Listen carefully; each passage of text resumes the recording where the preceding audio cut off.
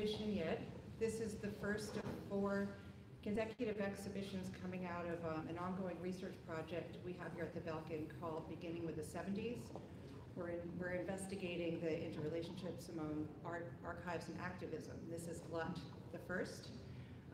Unfortunately, the artist just stepped out.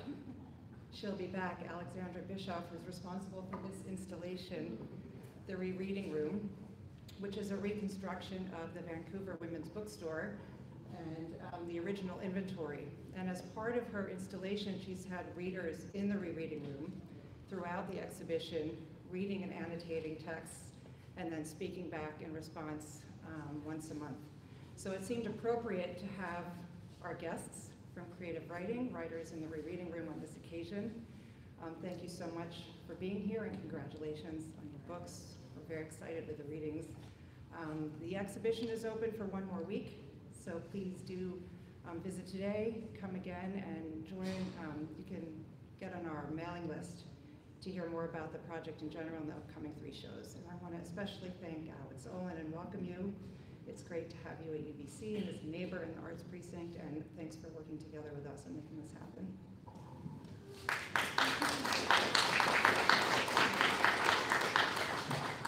Thanks so much, Shelley, and thank you all for being here. I'm Alex Olin. I'm the chair of the Creative Writing Program at UBC, and I'm very happy to welcome you all here to this event on the unceded territory of the Musqueam people.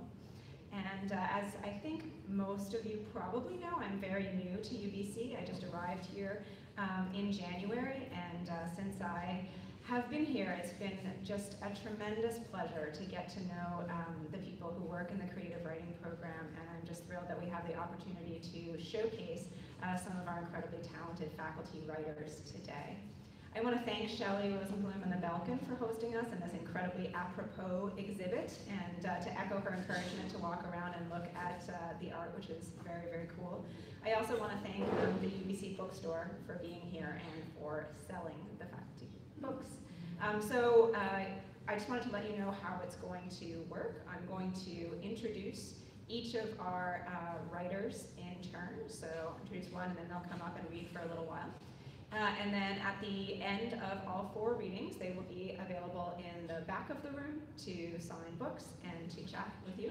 There are also some drinks and I think snacks back by where you came in, and I definitely welcome you to help yourself, but you're not allowed to bring the drinks and snacks in here because they can't be around the art. So art and books here, snacks there. So with that, we're going to start with our first reader, Amber Dawn. Amber Dawn is a writer and creative facilitator living on unceded Coast Salish territories. She's the author of 4 books and the editor of 2 anthologies. Her new novel, Sodom Road Exit, probes themes of systemic poverty, trauma, vengeful ghosts, and lesbian desire, all set in a failed amusement park town, in the early 90s. Please welcome Amber Dawn.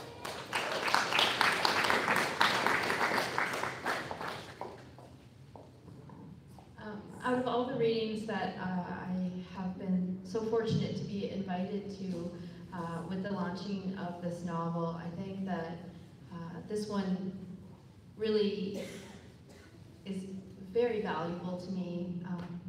It's my 4th book, and my first 2 I wrote both as an undergrad and a graduate student at the Creative Writing Program. My 3rd book was a book of poems who I don't think I would have written it unless I was teaching a poetry workshop up at UBC. And yeah, so I thank you all, and I'm really indebted, and my work is indebted to the many mentors and colleagues and friends that I have met in this program, who I'm going to avoid eye contact with because it'll make me feel so many emotions. So I wanted to talk a little bit about my praxis, hopefully not too long or dry of a way before I launch into my reading. If you'll give me your kind attention, I'm going to begin with a dedication to my book, dedicated to everyone who has talked to me about healing, theirs, mine, and yes, even healing the fallacious world around us. I am a humble ear listening. I have always written to serve and be in a conversation with other survivors. This has been sort of the crux of my practice. I'm particularly interested in survivor narratives that are underground or underrepresented. We could easily argue that almost everyone who is identifying as a survivor of some kind of trauma, their stories have been pushed to underground places, and that we heal in conversations that aren't happening in the dominant narrative, but in very underground and intentionally built communities.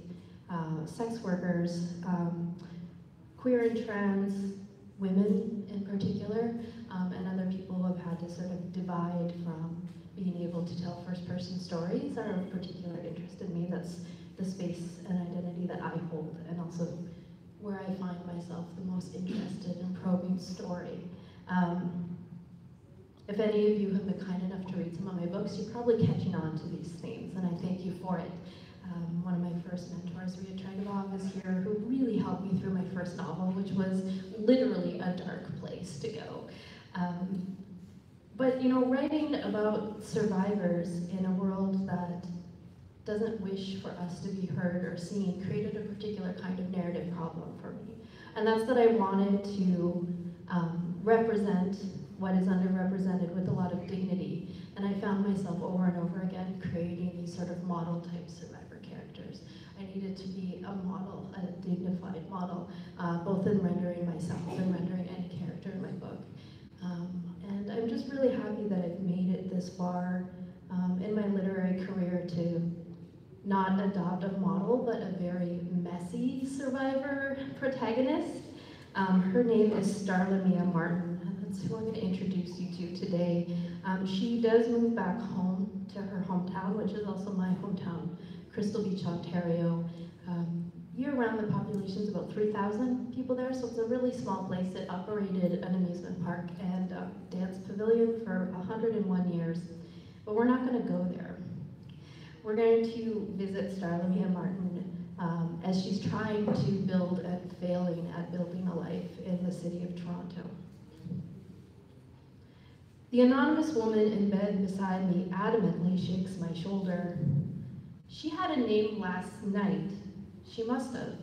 As part of my hook and line, I complimented her pretty name and said, "It suits you." Unless a woman's name is Mavis, I normally compliment her pretty name. Your phone keeps ringing 4 times in a row. Maybe it's an emergency. Not Mavis is still naked. I evidently pulled on a nightshirt backwards before completely passing out. I don't have to look at my call display to know it's a 1-800 number. Debt collection agencies call early in the morning and repeatedly. They're not supposed to call before 9 a.m., or at least that's what the other flunkies and bums tell me. But so far, I've failed to convince the telephone goon squad to stop. I can't believe you slept right through it, she says. I took a sleeping pill. You took a sleeping pill? Are you crazy? We drank 2 bottles of wine last night. Who said you could sleep over? What's wrong with your own bed? That's how I want to respond, but it is a bad idea to aggravate a naked woman. There are 2 reasons for a woman to sleep next to someone she just met. 1, she is extremely comfortable with herself. 2, she has hastily decided that she is extremely comfortable with you. Either way, she is not a woman I want to fight with at the crack of my ass in the morning. May as well seize the day, I say, slowly sitting up. I have an eyeball socket headache. Coffee? I know a cute place on DuPont. In the elevator, I get the feeling her name could be Tabitha or Tammy or Tiffany. Tatiana. I don't dare address her by any of these as I'm likely wrong. Not Mavis is wearing a perfect day tonight dress. Was she anticipating doing the walk of shame this morning? It's leopard print, but like business leopard. With a mid-thigh hem and 3/4 sleeves. Her leather Oxford shoes have recently been polished. I figure she's got 5 years on me or more, might be pushing 30. Knees are how I tell age. She's got beginner knee wrinkles, frowning under each knee. I picture cartoon eyes and a nose on her kneecaps, sad-faced clowns. We reached my lobby and both put on sunglasses. Ha! She was prepared to spend the night. Who carries sunglasses in an evening bag? I take her to Gigi's Bakery because counter service will make this whole thanks and goodbye bit go more quickly. Their Nutella croissants are divine. Let me buy you one, I offer. We sit outside on wobbly bistro chairs, sipping espresso. Not Mavis breaks off a piece of her croissant and tosses it to a nearby pigeon. I won't bother leaving my number, she says. Enjoyed yourself that much, hey? I think, bitch, buy your own croissant from now on.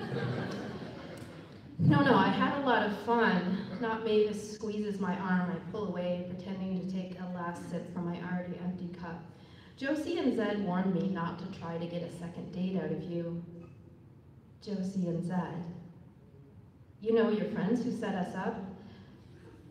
I know who Josie and Zed are, I say quietly, hoping that if I speak quietly, she will lower her volume too. I'm just surprised they said that. I was looking for a discreet thing, remember? I'm married. This is exactly why I don't go to breakfast diners with one-night stands. If I had to wait for a waitress to take care of the bill right now, I'd die. The extra 5 minutes would kill me. I'd clunk not Mavis over the head with her tiny, tiny espresso cup, and I would kill her too. And where did Josie and Zed get off? What am I, the dregs of casual sex? The bottom feeder of blind dates? I swear I'm never having another threesome with those two again. I refuse to watch not Mavis walk in her business leather dress. And that's one of my favorite parts, the walking away part. Women's hips are spellbinding after they've been fucked. Men too, actually, except there's less hip and more shoulder sway with a guy's goodbye march. Weak moment, I turn to see not Mavis hail a cab as she reaches Spadina. I follow in her wake. How long has it been since I've taken a taxi? Loitering at the intersection, I count the yellow checkered cabs driving by. The best thing to do would be to go home and sleep for a few more hours. Unplug the phone, pull the blinds. My right arm rises. A familiar thump, thump, thump pulses under my jaw as the cab pulls up to the curb. Lawrence and Bridle Path. The cabbie harumphs. He switches on the meter. We pass jocks in University of Toronto's varsity blues hoodies walking towards campus in a small huddle. The football team hasn't won a Vanier Cup since 1965. They've been losing longer than I've been alive. Put that slogan on a hoodie. Varsity Blues, losing since before I was born. Campus fables claim the team is cursed. I think about curses a lot. How we need something titillating to blame for all our failures. How blame itself is titillating. Curse in Latin, courses, or course, like the direction you've taken. Quo deste super. I no longer study Latin. The Varsity Blues are no longer my team. The cab is hot and smells sickeningly sweet like vanilla Armorlol. Why didn't I drink any water at the bakery? My hangover presses on my dry tongue. I crack the windows. Outside of Dansville Station, we pass a busker with dyed green hair playing Sweet Jane on acoustic guitar. Not the Velvet Underground version, but the Cowboy Junkies version. Much music, plays that video like 3 times a day, but my pay TV was just cut off last Thursday. Men in gray shorts jog along the shoulder of Sunnybrook Park. Further towards the hazy horizon line, a pair of horses and riders stand stationary in a field. Today is my 3rd trip to the Bridle Path, aka Millionaire's Row, since I moved to Toronto. I have chosen a favorite house from one of the few that isn't hidden behind high hedges or iron gates. 20 or more of my apartments could fit inside this house. A dozen of my apartment towers could sit on its property. The facade is flanked by Corinthian columns. Not those budget Tuscan columns, oh no, Corinthian columns. Gilded street lamps flag the driveway like they are saying, welcome to a world of happiness and supremacy. Inside, I imagine a grand staircase centered around a chandelier, marble floors, Persian carpets, a 2-story library, an Olympic-sized swimming pool, and maybe a taxidermy African elephant head mounted above a fireplace or something equally ostentatious and devastating. "You know which house you're supposed to go to, right?" asked the cabbie. He thinks I'm a what? A stripogram? A call girl? "Oh no, sorry. We can head back. Midtown is good." My words come out gurgled. Wine phlegm gags the back of my throat. The cabbie pulls over. "You pay for the ride here first, then I'll drive you back." His meter reads $39.50. I swallow back spit as I pass him my visa.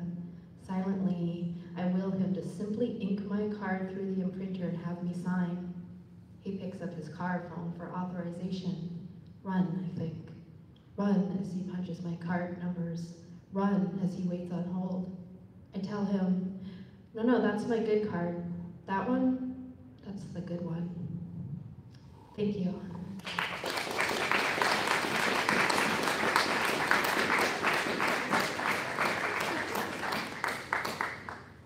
Thank you so much, Amber. Our next reader is Maureen Medved. Maureen Medved's writing has been published in literary journals and magazines and on the stage and screen internationally.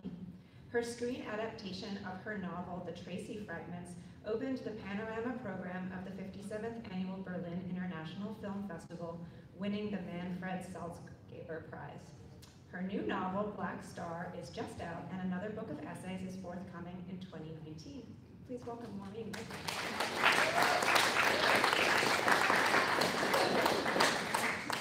It's been a while.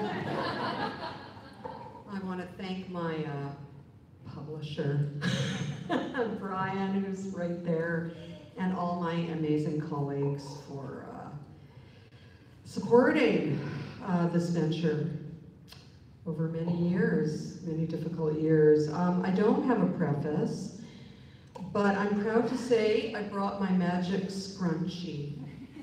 And I may be using it at some point, because I'm at that age now, so I can't see or not see. So this should be really interesting. I'll be skipping around in Black Star today. Dell is a 40-year-old philosophy professor on the verge of tenure, and she's met her greatest antagonist. So she hasn't got tenure yet. And this is the G-rated version.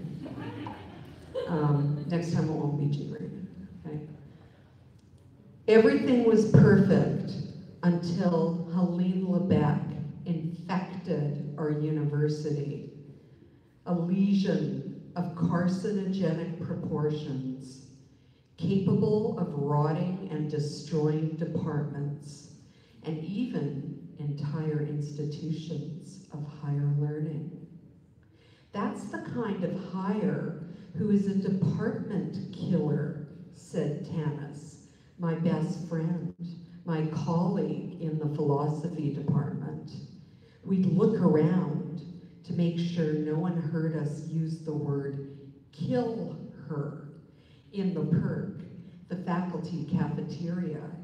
Somebody might call security. Lebec, the cunning adjunct, was a coalescence of digital perversions. Anime upskirt, cybernetic porn star, and wide-eyed schoolgirl. An erotic unicorn. Hello, Dell. She pronounced my name by elongating certain letters while curling the ends of others in a way that made me want to hurt her. This isn't really PC. Dell for Della Rosa, an homage to a great aunt, and as hot as an instrument of torture. Why not just call me the Iron Maiden? Dell, not an inspiration for dreams, wet, dry, or otherwise, whereas Lebec was hot, rock star hot, or the girlfriend of a rock star hot. She was sexy, pretty, smart, and I hated her. I had a strong impulse to punch her. Well, that would be satisfying. I knew there'd be consequences. Wait until after you get tenure, Tanis said, biting into the kind of white and brown creamy snack that always look better than it tastes. My job was now officially contaminated.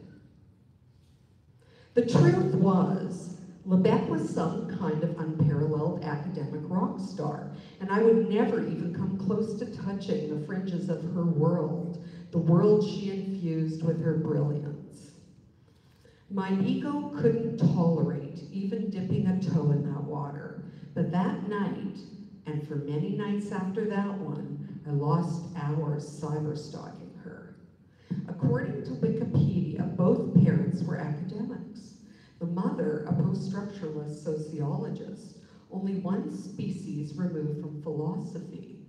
The father, a biologist, that scholarly pedigree, the early grooming, the black and white mobiles stimulate the fusing of cerebral continents. Our discrepancies burned whitely. My derelict upbringing, my dearth of intellectual stimulation, the girth of People magazines, candies and colas I hoarded in my underwear drawer. My colleagues would give me points for exceeding expectations, if they knew. Don't feed their curiosity, don't bathe in self-pity, tick down your list of world suffering, wars, starvation, the Holocaust, the Titanic's black brackish water. I scoured her Twitter feed, the rest of her social media brand. She had 757,000 followers, 100,000 likes. The numbers pulsed inside me like an infection. It was traveling up to my heart, and without the proper medical intervention would soon kill me. I could feel my organs shutting down, systemic failure just around the corner. What was the proper medical intervention? Clonazepam or propranolol? I think I need some water, you guys, sorry. This is getting too hot for me. Oh, one little sip. It's like half a second. Okay.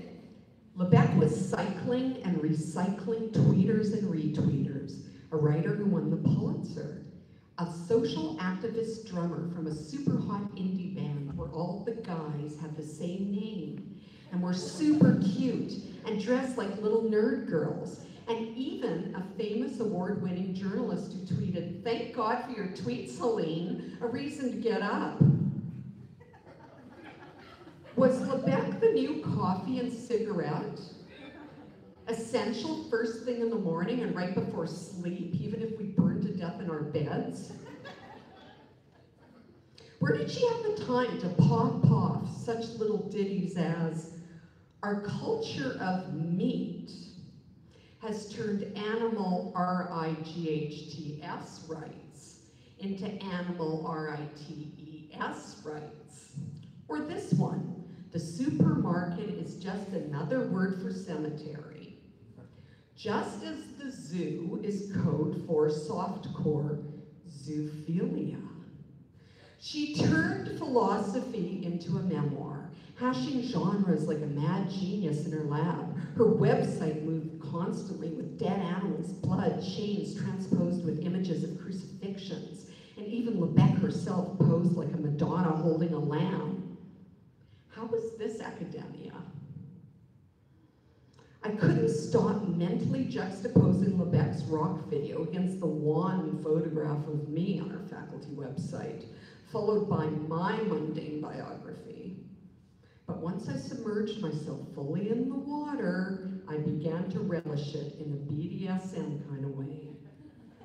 Then it became a kind of compulsion I returned to every night, and what I thought about throughout the day. Yes, there were images of Lebec at Con Premier, at the Grammys, standing with rock stars Lil Douche and Pearl and Bob Smug, apparently all up-and-comers. And they had their arms around her like they were all close friends. A Marc Jacobs runway show at New York Fashion Week, where she was positioned right in the front row. There was even a photograph of her sitting on broken steps, blazing under white heat with goats. But she was a little robot girl in a silver dress and giant platform shoes and calf-length green socks patterned with pink stars. Someone posted, "OMG, she's so gorge. She looks like that singer Fidget." Then someone else posted, "Yes, two gorgeous brainiacs. Who isn't gel us?" Then someone else posted, "That's who I'd invite to my desert island." Then someone else posted, "What desert island? I'm inviting them to the final dinner at my execution, LOL." Her entire site was curated by the video artist Imelda Bird, who had produced the edgiest rock videos. I had to look it all up. And was moving into feature films, but still somehow had the time to design Lebec's site. Then the blog, genius, deep, visionary. Example. I don't know how she managed to create this coy narrative, quote, "Even as a child, I questioned the paradox at the heart of my meal. As I stared at my plate, I became stricken by moral conflict. What was the difference between this unnamed cow sacrificed for me and Pepperoni, our dachshund? I could correlate this troubling domination and humiliation of another species with this meal and my own desire to be controlled by D, the boy who carried me into the garage for my first sexual experience, had all become conflated with my later need to be restrained and humiliated. Now this unnamed cow that I've internalized has become part of that complicated narrative." End quote. A perfect hire. What a CV, they said. A slam dunk, they said. Did you hear Helena's traveling to New York, London, Tokyo to promote her latest book? Someone felt compelled to tell me. I think it's actually just New York and London, I said. Tokyo's postponed. No, it's not. They said viciously, like I offended them. It was as if Lebec was no longer her own person, but now belonged to all of us. And I was now our department's secret official expert on Lebec. My obsession had taken on the hunger of a stalker, and I was sure my pathology was palpable to everyone. I couldn't stop, although the pain was excruciating, as Lebec flashed back and forth through my head slowly, continuously, like the light on a photocopier. But it had become a good pain, and the more I felt the burn, the more alive I felt. She pervaded our cultural imagination. Her pedantic diatribes on the rights of the chicken and the mouse were compared to those of the world's greatest philosophers. She torqued her sexual perversions and imaginings. They didn't seem trite, but had weight, urgency, relevance. I took inventory of her accomplishments. My gut wrenched repeatedly. Her site pulsed, thrummed with streaming videos of Lebec, lectures, blog posts, the constant influx of comments and tweets. I sucked all this in until I was numb with self-loathing. The next day, flicking open my laptop, I received a strange alert. "Hi, Del. Welcome to my site. How's it going?" I slammed down the screen.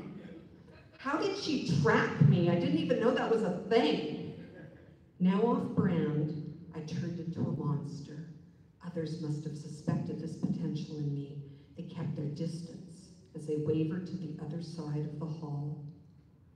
I examined my colleagues one by one. Nothing good grew here. Lebec was the sharp, alive thing we had all sacrificed within ourselves to get here. Through her existence, she cut us until we bled out, staring at the banal reflections in our own red mucosa. But we still craved more of a reminder of what we weren't, that had once aspired to long before Lebec was even born, while we were still only children, putting ourselves to sleep with our own dreams.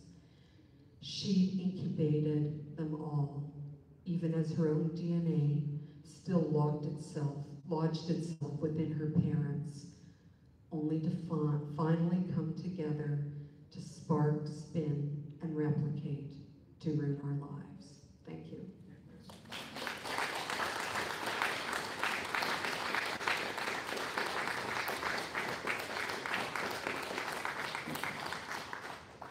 Thank you, Maureen. Next up, we have Timothy Taylor. Timothy Taylor is a novelist, journalist, and professor. He's written 4 novels, a collection of short fiction, and 3 book-length works of nonfiction. And his most recent book is the novel, The Rule of Stevens. Please welcome Timothy Taylor.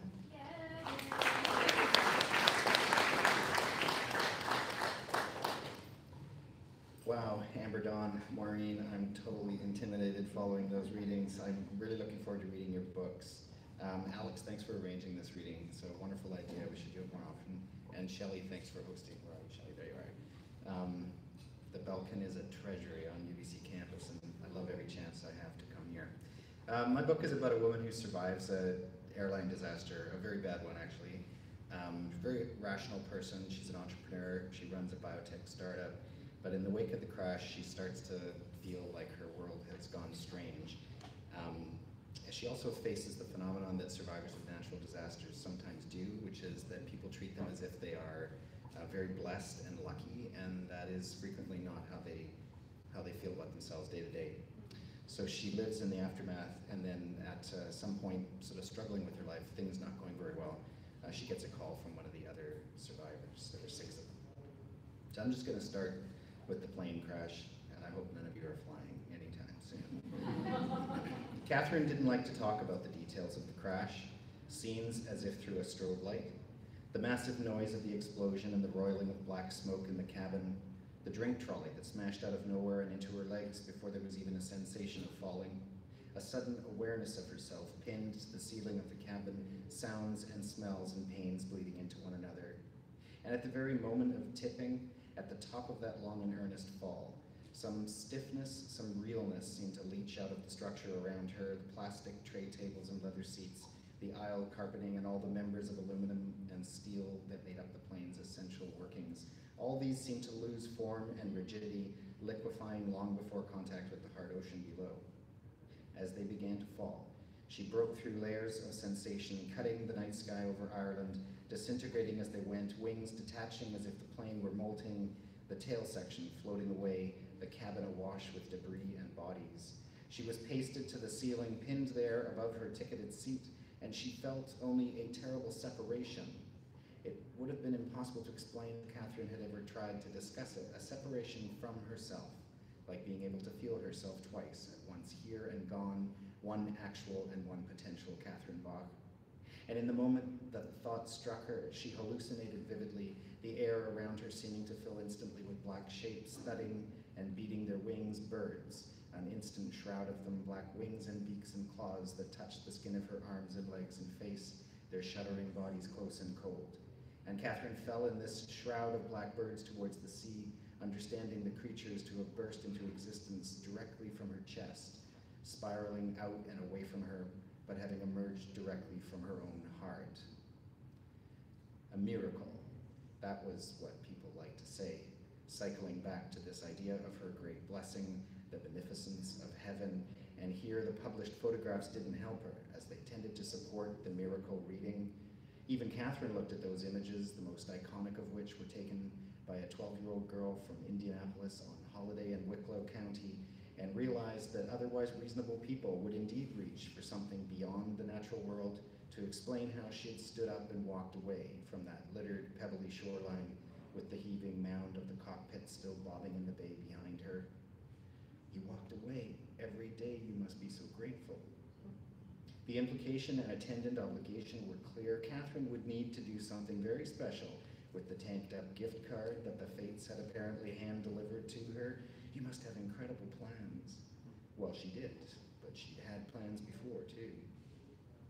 The other survivors, significantly, Catherine thought, had each been badly injured, each hospitalized, taking weeks and months to re-enter the world as best they could. She thought of them often, more than work really allowed her to, and then more and more, in part because difficulty at work seemed to demand it. She'd avoided knowing the names, but she had a single secret artifact from the ill-fated flight, a seat map, 6 seats marked with yellow highlighter, 12B, 18E, 20F, 63B, 70F, and her own seat, 2L. And it seemed to her that those 5 others, by being injured, by struggling for survival, those 5 had obeyed the bell curve a degree more than she had. They'd paid a crucial courtesy to luck, however unconscious, a courtesy she had herself not paid. And it was for that failure on her part that luck seemed recently to have turned against her. Catherine did not like thinking this way: luck, fate, destiny. These were conceits, offensive to rational thought and logic. The universe, like the human body, was a complex and on occasion surprising thing, but it remained ordered and structured. The rule of Stevens. She'd lectured her sister Valerie as far back as when they were still in high school. That would be Stephen Hawking or Stephen King. There were the laws of physics, and then there was everything else. You had to choose which set of rules explained life best. Valerie, 3 years younger and an aspiring stage actress in her teen years, had always seemed faintly dissatisfied with natural explanations. She was then, in Catherine's memory, always yearning mystery, even tragedy into the world. Such a redhead, people would say about Valerie, but never about Catherine, who shared the same strawberry ginger hair inherited from their mother. Catherine remembered the lunches she and her sister had shared in an empty chem lab, half an hour over salads they made together before school, half an hour before Valerie's friends came to find her, and Catherine herself turned to whatever homework needed her attention, whatever book was on the go. She recalled one occasion running late, a midterm afternoon in April or May. She'd rushed in flustered and talking already about the injustice of her English teacher's marking scheme, so subjective, so lacking in rigor. And there was Valerie wiping away tears, trying to cover up the horoscope that she'd been reading. Friends can be deceiving, and as Saturn squares with Venus. Valerie was distraught. Catherine was instantly furious. Saturn said no more about Valerie's chances in love or friendship than it did about Catherine's English grades. There was this matter of physical causality, Catherine ranted, and since she was also carrying around a copy of A Brief History of Time that year, in the cause of sisterly love, she resorted to it. That really was her up at the chalkboard drawing cones that met at their points, trying to explain how the speed of light quite tightly prescribed what could affect a given moment, just as it limited how a given moment could affect the future. Catherine, chalk in her hands, drawing pictures, trying to explain Stephen Hawking's hypersurface of the present, just as the lab door burst open and Valerie's drama club friends poured in. The one in the lead was lean with broad shoulders and a narrow waist, brown t-shirt, golden close-cut hair. He had dark brown eyes and an expression of endless amusement. He'd played Paul in the school's musical production of Misery that year. Catherine had seen it and could not dispute that the young man could lie in bed, fake broken ankles, and sing like a lark. He looked at Catherine, the older, weirder sister. Catherine felt that exact assessment in the gaze, the one who freckled, the one with glasses, always toting books. To this young man, the sisters must have looked like opposites in that moment. He looked at the chalkboard, laughing a musical laugh. Time cones, he said. Then he took Valerie by the hand and pulled her towards the door. Stephen Hawking or Stephen King, Catherine called after them, her face red, but refusing to feel ashamed of what was right. The world runs by the rules of one of them, and you have to choose, people.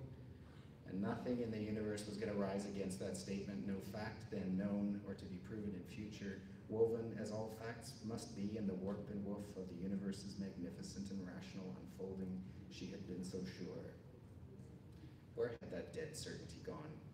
At work, invariably, in a slow but undeniable way, Catherine would sense herself in branching moments with nothing like her typical clarity of plan and vision, ranked options, outcome probabilities assigned. And her eyes would drift to one of the warehouse windows, and in the long light of the late afternoon, in the blue shadows of the shining buildings on the flanks of the black and looming North Shore hills, she saw something pixelated there, some early blooming seed crystal of doubt. Didn't she feel very blessed? Was she not now filled with purpose and meaning? They asked their questions with wide eyes and open hearts. A good number of them wanted to hug her. They'd read the whole story. They knew the gory truth, the body count. They'd been online, they'd read the black box transcript, heard the recording of the pilot's strange last words, "We are coming apart, we are splitting." There was no bang to speak of at impact, no sound at all, but the dreaded moment of impact, radical and entire. Those blackbirds swarmed around her, the black hole opened, and out came fire and water and death to all but those lucky 6. 12B, 18E, 20F, 63B, 70F, and all the way up to the front in her own suite in first 2L, which struck her now as an embarrassment, that just before disaster she thought to accept this favor from an ingratiating booking agent, an upgrade from economy to radical indulgence. That was her accepting the unpaid upgrade, now living with the knowledge that whoever had taken her seat in economy had died in her stead. Did the other 5 do the same? Did they have worn seat plans over which they pored in the dead of the night? 2 years later, 2 years into the downward spiral of what was supposed to be her recovery, her rebirth, Catherine Bach learned that at least one of them did, sitting on her couch, stroking her cat Toby, and she thought, things happen for reasons. Effects are caused. And here comes a cause that she could have perhaps squinted her eyes and seen coming earlier, approaching her steadily all that time, a speck, then a shape, then a human form coming in across the waves, the beach, the dunes, up through the sifting fronds of Irish beach grass. Only then a sound, pinprick in the ear, cascade of synthetic bells. Her phone ringing, her personal cell, a number only a few people close to her knew, and it wasn't any of them calling. It was 70F. Thanks.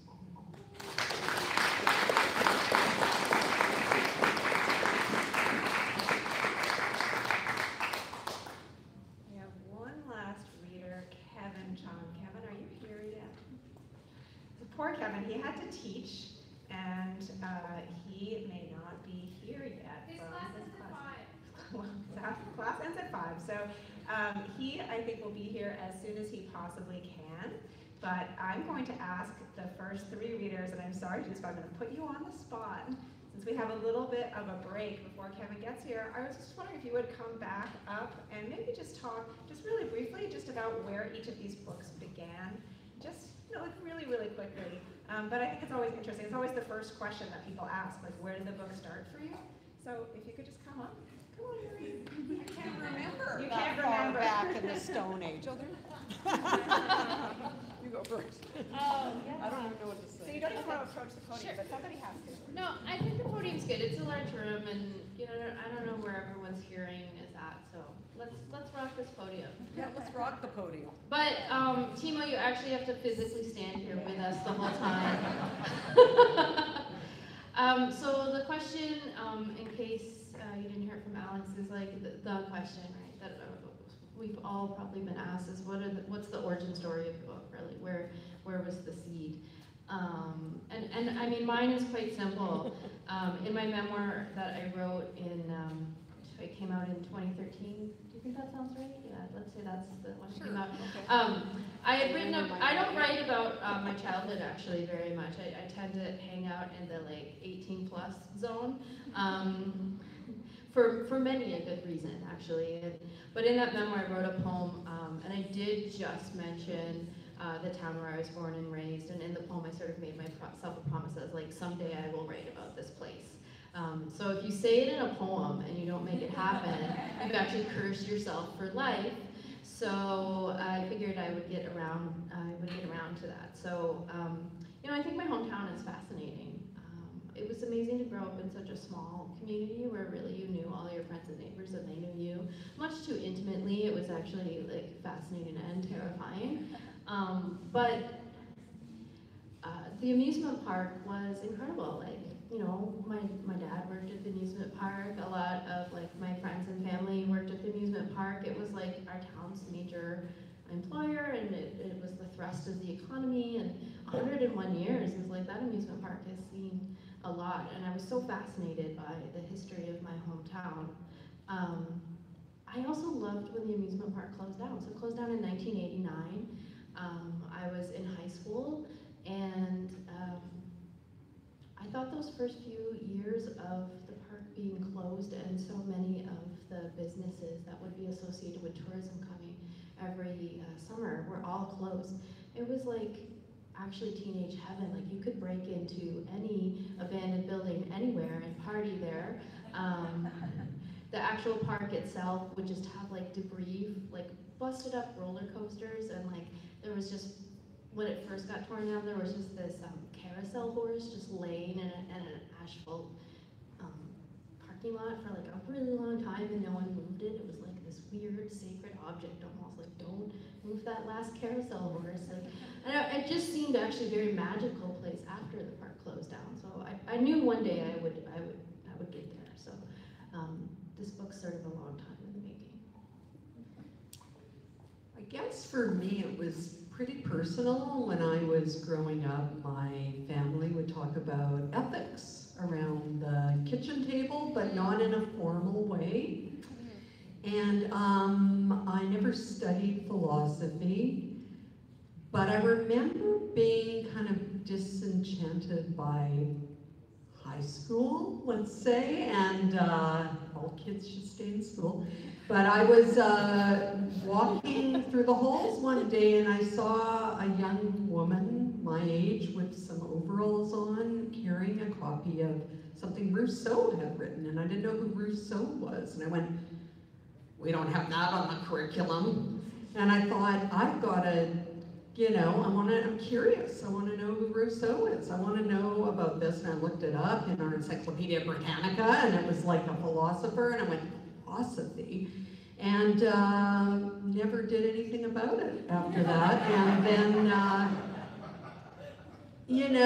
I guess I started hearing things like, I was listening to a lecture given by Eric Schwitzgebel. I don't think I'm saying that name right, but he's an amazing philosopher from California, and he was saying that, if I've got this correct, that some of the Nazis during World War II, some of the philosophers joined the SS, some of the ethicists. That was part of his research. And I thought, that's interesting. I always wondered about that. And I think the book began before that for me. I started writing about ethics. I started thinking, what makes an ethical decision? Is there a way to be ethical? Like that's truly universal. I got interested in Derek Parfit's work, a very important ethicist who just died recently. And then I started reading philosophy. And it's hard. But I think that was the launching point for me. I just wanted to understand if there was a universal way of making an ethical decision. And that was the launching point for my book. I'm glad I'm going last here because I had a few minutes there to try to come up with an answer. Origin stories for books for me are kind of complicated, but I think I can simplify to two big things that happened to me. In 2013, I was commissioned by a big magazine to do a piece on a very interesting character. He was a former Marine who had done 2 tours of duty in Iraq and fought in both battles of Fallujah, come back tormented by PTSD. And in the process of his recovery, he was a very, very curious guy, very interesting. He ran into a big billionaire benefactor from Los Angeles, and they hit it off, and the benefactor funded what his dream project for recovery was, which is the writing of an opera. So his name is Christian Ellis, and there's quite a bit online about him. And he got involved in the creation of this opera. And it was a fantastic story. I spent a lot of time with Christian.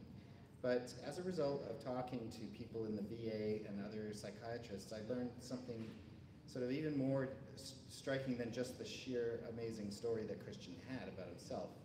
And that was that there's a growing sense in the community of people who research what has for a long time been conventionally referred to as PTSD. That there's a lot of psychiatrists and psychologists in that realm who are now looking at what they consider to be a far more frightening diagnosis, which may better explain what's happened to some survivors of very large-scale violence like that. And they refer to it as moral injury.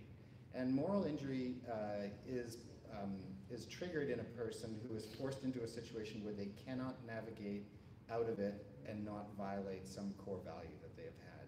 And soldiers are particularly vulnerable to this because you may come from a background that says thou shalt not kill, or any of the things that most of us assume, but military training does a very, very crucial and thorough job of turning people into instruments that can be used in warfare. And so a person who is a sniper is protecting his platoon, and he sees a guy is about to shoot one of his buddies, and he looks through his scope and he sees the guy has a baby strapped to his chest.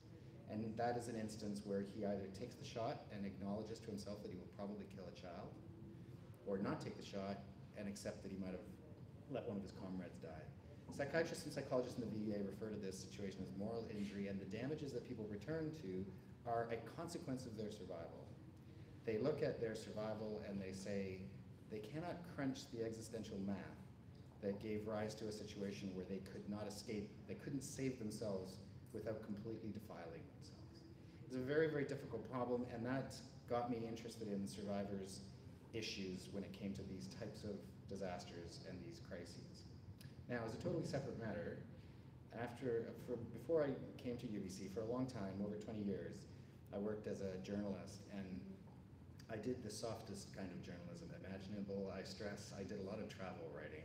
So I spent an awful lot of time on airplanes.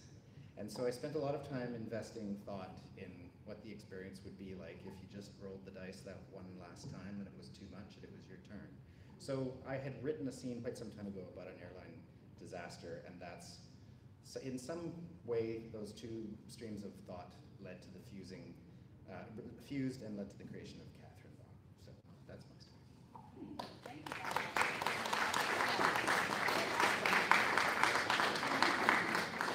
So I really appreciate you guys. You didn't know that you were going to have to do that, but you did it all so graciously and articulately. I really thought that was wonderful. And now we have our fourth reader, Kevin Chong.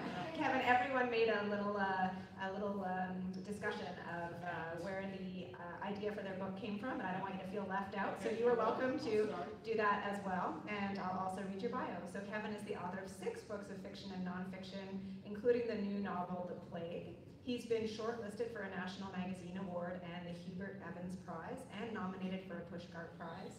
His work has recently appeared in The Rumpus, Cosmonauts Avenue, and The Walrus. Fresh from class, please welcome.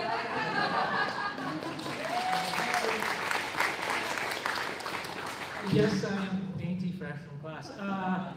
So let me tell you about my idea. I stole it. That's what I was telling my class today. I didn't even have an original title. It all happened because I was casting about for an idea for a novel, and my wife likes to move stuff around the house, and she was moving books around one day, and a copy of The Plague popped up, and I thought, I'm going to rewrite this.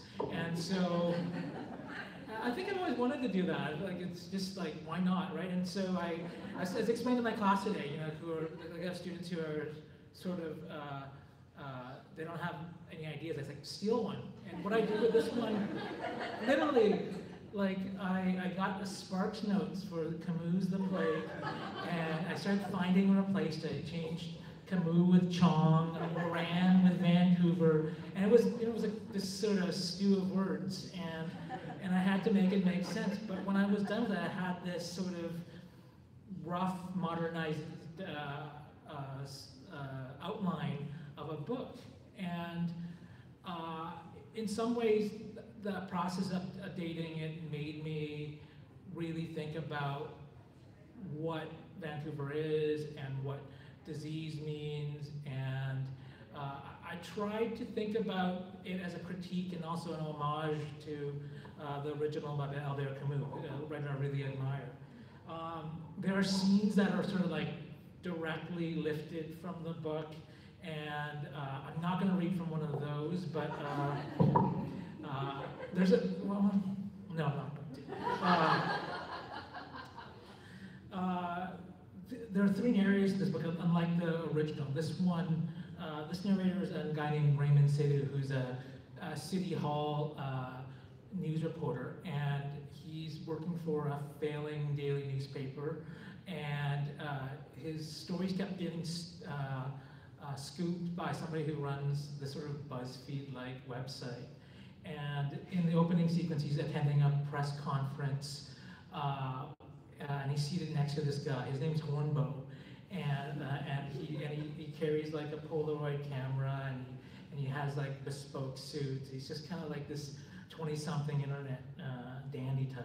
So, oh God, I'm not in the right page. I thought I was. Sorry. This is awkward. Yeah, thank you.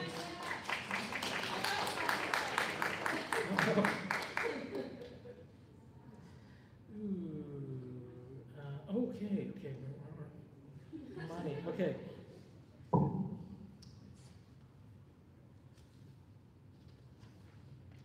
Sidhu took his place at his former colleague's desk and started her old computer. In his inbox was a notice from the city's communication director about a press conference related to the fight in council. He caught the train to City Hall and arrived early, taking his place in front of the row next to Hornbow. It's definitely about the fight, Hornbow said in a stage whisper. He held his Polaroid camera with both hands. The mayor's ego has been clipped by the radical wing of his party. They're going to lift the restrictions on the area around the annex. Freedom is given to everyone in the city or no one. Maybe you should be holding the press conference, he said, through glassy laughter. He had a feeling that the mayor would repeat the same sentiments in those words. Who's your source? I'll tell you if you answer my own question. Where does one get the best craft kolsch in the downtown area? Are you counting Strathcona, Sidhu asked. He'd occasionally post about breweries for the paper's food and drink blog. Hornbow had been doing his research. Anywhere within a 15-minute cab ride. Sidhu offered a detailed and comprehensive ranking of breweries that any reasonable person would describe as overkill.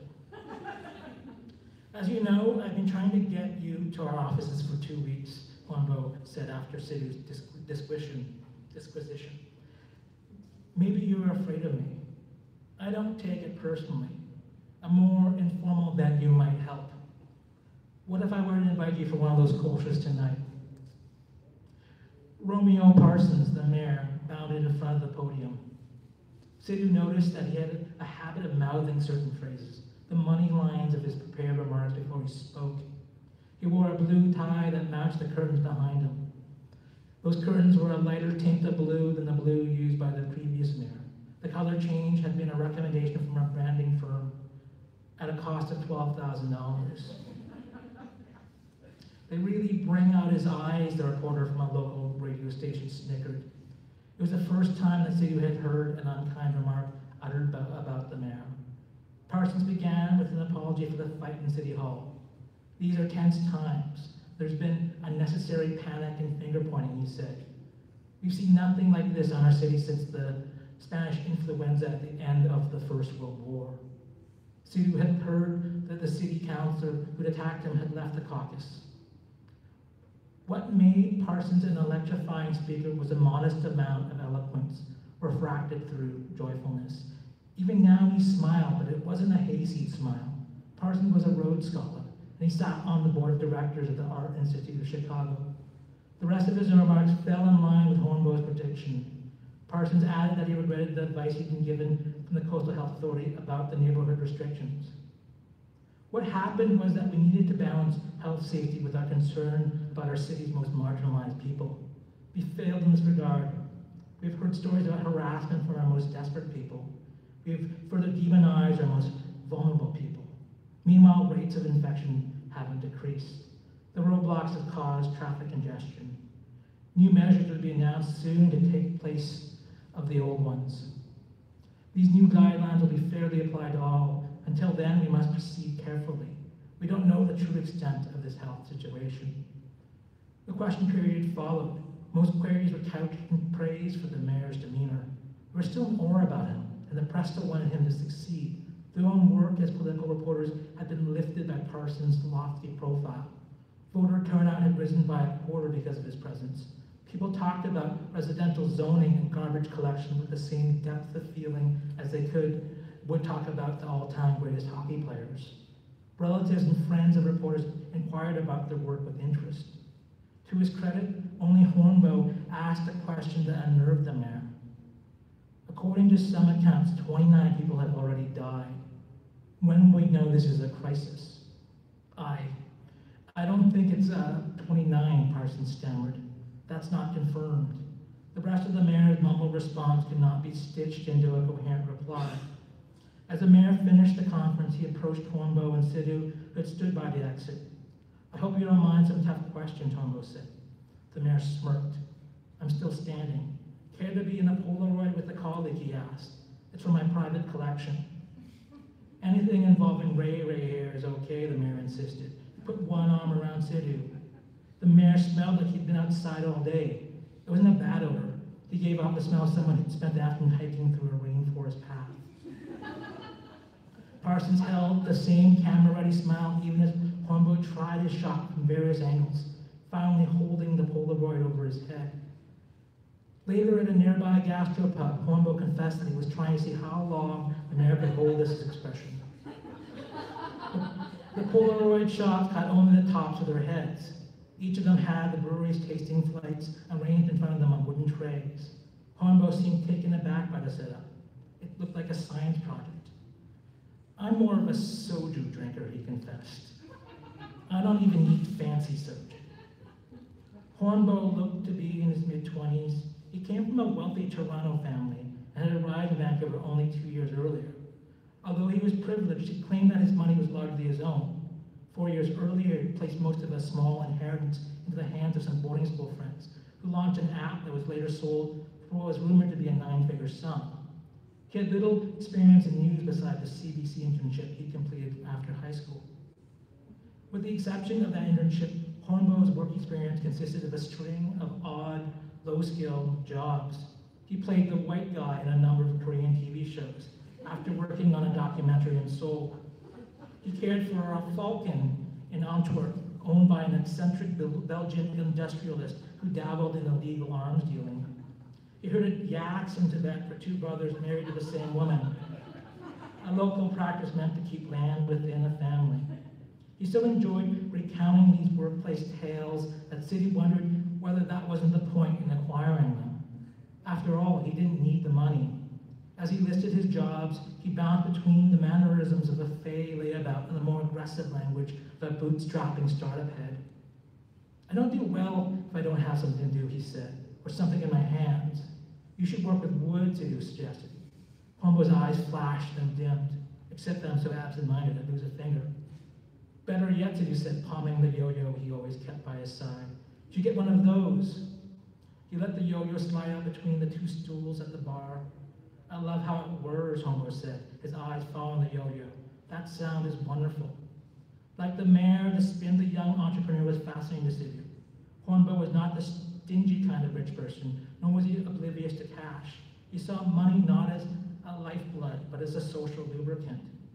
Contrary to what you newsmen think, I want to pay for content, Hornbow told them. Maybe not a unionized shop, but wages and benefits and options. Between their tasting flights, Hornbow checked text messages on a 2007 era vintage flip phone. He explained he liked older technology, not as a conversation piece, but because it reduced the time he spent not focusing on his present surroundings. But he checked it and set it aside several times throughout their conversation. This time, though, he gaped at the phone. After a prolonged silence, he signaled to the waiter for a bill. It contradicts our workplace culture to leave a drink for the office, but this one is big, he told Sidhu. I need to write the story and get it out there. I won't even have time to use my electric typewriter. What is it, Sidhu asked. He added, I can keep a secret. Hornbow hesitated. The World Health Organization, in dialogue with Vancouver Coastal Health, had recommended a citywide quarantine. The announcement would come quickly and leave people with the least amount of time to flee. The city wanted to avoid the situation that had occurred in Surat, India in 1994, when the disease struck and 300,000 people evacuated the city in fear of being quarantined. Flights coming into the city were being rerouted. Roadblocks would be erected on all highways and bridges to the metro area within an hour. You live in the boonies, don't you? I figure you should get a head start, he said, reaching for a wallet that was stuffed with $100 bills. Sidhu began to run toward the nearest SkyTrain station. He was not physically fit, so he found himself staggering at the foot of Water Street. The city scene outside, give or take a few face masks, could have passed for any day in the past decade. The sun beat down benevolently and the air was worth paying money to breathe. He swiped his compass card as he rushed through the SkyTrain gates, then ran down the steps to catch the incoming train. He was huffing and puffing when he took his seat. The crowd on the half-full SkyTrain car was occupied by commuters who were bored, jovial, solitary. There was a couple in their 20s making out, an extremely tall cyclist in spandex with his racing bike, one guy singing along to music with his eyes closed. He recognized a face or two, people he didn't know but who, like him, rode the train until its terminal point in Surrey. They had fit themselves snugly into the compartments of private space, pressed against window seats, their briefcases and purses on their laps. He checked his phone for news coverage as the car slowed into Burrard Station. Nothing. He texted his wife to say that he was coming home. She texted back to ask him to buy string cheese. He checked his phone again. Nothing on his phone papers app or website. It occurred to him that this had been a prank, and he was rushing home based on misinformation. Sidhu told himself that this could not happen. At Stadium Chinatown Station, a 2-sentence item appeared on Hornbo's website. When they stopped outside Science World, he received 2 calls from his paper's editor-in-chief. He left them unanswered and the voicemails unopened. On social media, there were unofficial reports about the roadblocks and the airport closure. By the time they reached the commercial Broadway station, the SkyTrain had started to fill. Sidhu gave up his seat to a pregnant woman. People rushed into the car, their faces red from running and squeezing. Heads remained bowed toward their devices, and thumbs tapped screens to refresh web browsers. People whispered to one another, looking out from the corners of their eyes. At the Joyce Collingwood station, the last one before they crossed city limits, Sidhu had a sense of what it might be like to commute in Tokyo or Shanghai.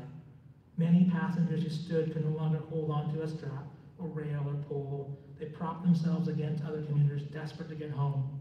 They still had phones up to their faces, sometimes pressed to their cheeks. They tapped and tapped. When the train left the station, the suburbanites in the car heaved one collective sigh.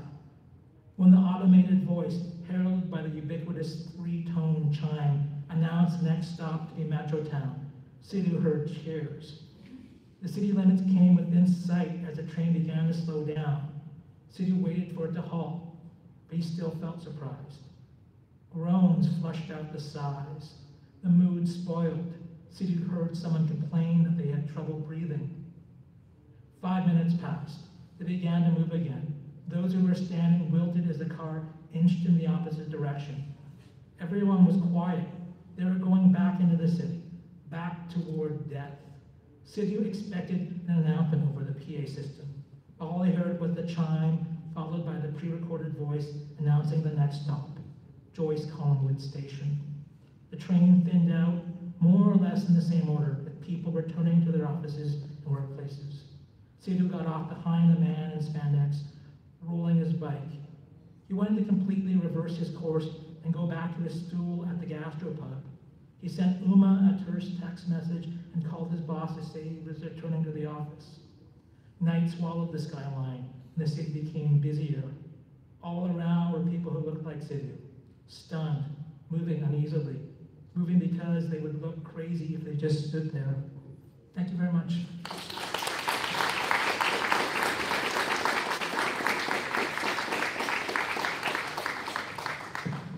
It was such an astonishingly varied and incredibly accomplished variety of readings that we just heard, and I want to thank my colleagues for coming today and sharing their work with us. And can we have one more round of applause?